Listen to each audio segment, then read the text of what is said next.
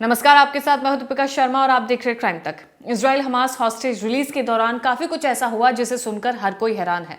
फिर चाहे इजरायली बंधकों का हमास के लड़ाकों का माथा चूमना हो, फिर चाहे उन्हें नकली वर्दी पहनाना हो, जिसके बाद से इजराइल काफी नाखुश भी नजर आया है। कई ऐसी चीजें हुई हैं जो काफी ज्यादा हैरान कर रही हैं। इस रिहाई के दौरान हमास ने जिन 6 इजरायली बंधकों को रिहा किया है, उसके बाद से इजराइल काफी नाखुश है। बंधकों के साथ जो व्यवहार किया गया है इजराइल के लिए काफी ज्यादा अपमानजनक था। कई ऐसे बयान भी सामने आए हैं प्रधानमंत्री बेंजामिन नेतन्याहू के कार्यालय से, जो इस बात का दावा करते हैं कि उनके बंधकों के साथ काफी कुछ गलत हुआ है, जिसके बाद से इजराइल ने ये फैसला ले लिया है। बड़ा फैसला इजराइल की तरफ से सामने आया है, जिसमें ये कहा गया है कि अब जब तक ये अगली रिहाई की प्रक्रिया को लेकर कोई ठोस आश्वासन नहीं मिल जाता है, तब तक वो फिलिस्तीनी कैदियों की रिहाई में देरी करेगा। यानी कि इजराइल की तरफ से बयान सामने आ चुका है। इस रिहाई के दौरान इजरायली बंधकों ने मुस्कुराते हुए जो चीज की है वो सोशल मीडिया पर काफी ज्यादा वायरल हो रही है। दरअसल जब इन 6 बंधकों को हमास की तरफ से रिहा किया गया था, उनमें से एक बंधक ने जब उसको रिहा किया गया तो उसने हमास के आतंकी से हाथ मिलाया, हमास के लड़ाके से हाथ मिलाया और उसके बाद उसके माथे को चूमा गया। ये सोशल मीडिया पर लगातार वायरल हो रहा है कि क्या ये करना सही था। क्या इसके पीछे भी काफी कुछ बयान सामने आए हैं, जिसमें इस शख्स के पिता ने कहा कि उनका बेटा काफी ज्यादा पॉजिटिव है, जिस वजह से उसने ऐसा किया। दरअसल इस रिहाई के दौरान इजरायली बंधक ने मुस्कुराते हुए हमास के लड़ाकों के सिर पर चूमा और फिर उन्हें रिहा कर दिया गया। बंधकों को सेना की नकली वर्दी भी पहनाई गई, जिससे भी ये कहा गया कि काफी ज्यादा अपमानजनक है ये इजराइल के लिए।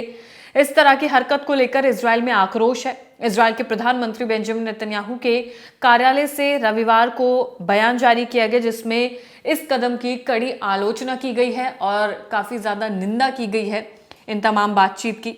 इजराइल ने कहा कि हमास ने बंधकों की गरिमा का अपमान किया है, यानी कि अपमान किया जा रहा है। हर बार जो भी बंधकों के साथ जब उन्हें रिहा कर रहे हैं तो अलग अलग तरीके की चीजें की जा रही हैं।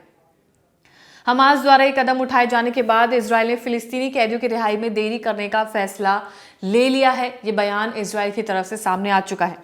इजराइल ने कहा कि सैकड़ों फिलिस्तीनी कैदियों की रिहाई तब तक नहीं की जाएगी जब तक कि गाजा में बंधक बनाकर रखे गए और लोगों की रिहाई सुनिश्चित नहीं हो जाती। यानी कि हमास जब तक ये कोई ठोस बयान सामने नहीं दे देता है और बंधकों की रिहाई सुनिश्चित नहीं हो जाती, तब तक वो फिलिस्तीनी कैदियों को रिहा नहीं करेगा और उसमें देरी करेगा। इजराइल ने यह भी कहा है कि हमास बंधकों को अपमानजनक तरीके से सौंपना बंद करे, यानी कि जब उनकी रिहाई की जाती है तो उनके साथ कोई भी अपमानजनक चीजें ना की जाएं। हमास ने 6 इजरायली बंधकों को शनिवार को रिहा कर दिया। इसके तुरंत बाद 620 फिलिस्तीनी कैदियों को रिहा किया जाना था, जिसे टाल दिया गया था। अभी तक ऐसा नहीं हुआ है। शनिवार को रिहा किए गए 6 बंधकों में से 5 को भीड़ के सामने मंच पर लाया गया, जिसके बाद उन्हें रिहा किया गया। बंधकों को सौंपे जाने के इस तरीके से संयुक्त राष्ट्र और अन्य जो संगठन है वो उसकी निंदा कर रहे हैं कि बंधकों को इस तरीके से रिहा क्यों किया गया। यानी कि मेन मुद्दा ये है कि उनको नकली यूनिफॉर्म पहनाना, नकली वर्दी पहनाना, जिससे ठेस पहुंची है इजराइल को, जिसके बाद इसकी आलोचना की गई है कि ऐसा क्यों किया गया। रिपोर्ट में दावा किया गया है कि लोगों जो बंधक थे उनको परेड भी कराई गई। इसकी भी आलोचना लगातार की जा रही है। कैदियों की रिहाई में देरी की घोषणा ने युद्ध विराम समझौते के भविष्य को लेकर अब संदेह पैदा कर दिया है। यानी कि हमास भी इस पर अब आपत्ति जता सकता है कि फिलिस्तीनी कैदियों को वक्त पर क्यों रिहा नहीं किया जा रहा है। ये आरोप इजराइल पर लगाए जा सकते हैं कि वो सीज फायर नियमों का उल्लंघन कर रहा है।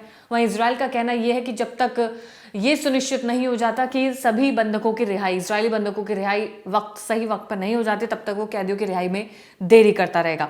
अब ये तो बात थी हमास की, जिसने लगातार वो हॉस्टेजेस को रिलीज कर रहा है, लेकिन जो अलग अलग तरीके हैं वो काफी ज्यादा आलोचना का विषय बने हुए हैं। अब बात करते हैं हिजबुल्लाह की। तो लेबनान के ईरान समर्थित समूह हिजबुल्लाह ने अपने पूर्व चीफ हसन नसरल्लाह को अब आखिरकार दफन कर दिया है। लगातार तस्वीरें सामने आ रही हैं जहां पर उनको दिखाया गया है कि उनको दफन करने के लिए ले जाया गया है। रविवार 23 फरवरी को बेरूत में नसरल्लाह के जनाजे में लोग काले कपड़े पहनकर उसमें शामिल हुए। महिलाएं काफ़ी ज़्यादा हसन नसरल्लाह को याद करके रोने लगी। भीड़ लाखों में थी, जैसी तस्वीरों में नज़र आ रही है। नसरल्लाह के साथ साथ उसके उत्तराधिकारी हाशिम सफदी उसको भी दफन कर दिया गया, उसका भी अंतिम संस्कार किया गया। जिसे पद संभालने के लिए पहले ही मार दिया गया, यानी कि ये उत्तराधिकारी था जिसे पद संभालना था, लेकिन संभालने से पहले, ऑफिशियली संभालने से पहले ही उसको मार गिराया गया। जब नसरुल्लाह और सफीउद्दीन के ताबूत को लेकर ट्रक भीड़ के बीच से गुजर रही थी, तब लोगों का जो वहाँ पे लोगों की भीड़ थी उसमें देखा जा सकता था कि लोग काफ़ी ज़्यादा इमोशनल हो रहे थे। हसन नसरुल्लाह को याद करते हुए महिलाएं रो रही थी। जनाजे के दौरान जो दिलचस्प बात थी वो आपको बताते हैं, वो ये थी कि जब ये जनाजा निकल रहा था उस वक्त आसमान में इजराइल के हवाई जेट नज़र आ रहे थे जो काफ़ी रफ्तार से ऊपर उड़ते नज़र आ रहे थे। ये देखकर लोग काफ़ी ज़्यादा हैरान भी हो जाते हैं और डर भी जाते हैं।